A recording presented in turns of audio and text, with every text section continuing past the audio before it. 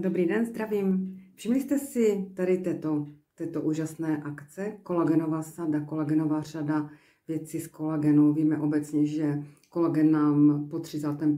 roku věku, možná i dřív, ubývá a je ho třeba dodávat, pokud chceme mít pleť trošku hezkou, vypnutou, bez nějakých hrubých vrásek. A tato sada se skládá z tonika zpevňující liftingové emulze a jako dárek tady máme oční liftingovou emulzi. Takže víme, že tonikum je důležité, používá se po čistícím gelu, čistícím mlíčku nebo čistící pěně.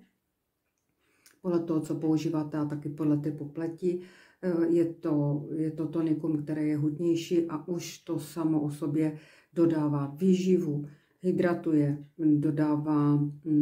podporuje tvorbu kolagenu a samozřejmě dočistí potom zbytky jednak čistícího přípravku, ale zbytky i těch nánosů, dočistí to pěkně a připraví pleť pro příjem krému. Po tom toniku je dobré využít vlastně tady tuto liftingovou emulzi na obličej a na krk, takže se používá i na krk.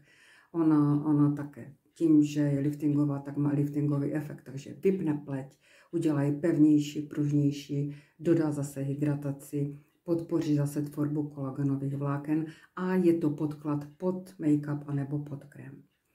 A dáreček.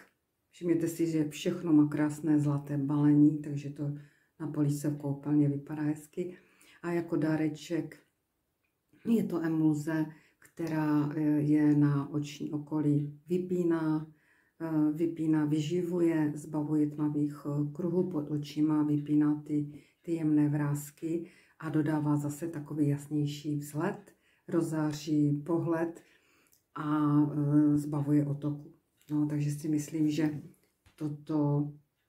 toto je dobrá akce a kolagenu je vždycky hodně třeba. Tak se mějte hezky, ahoj.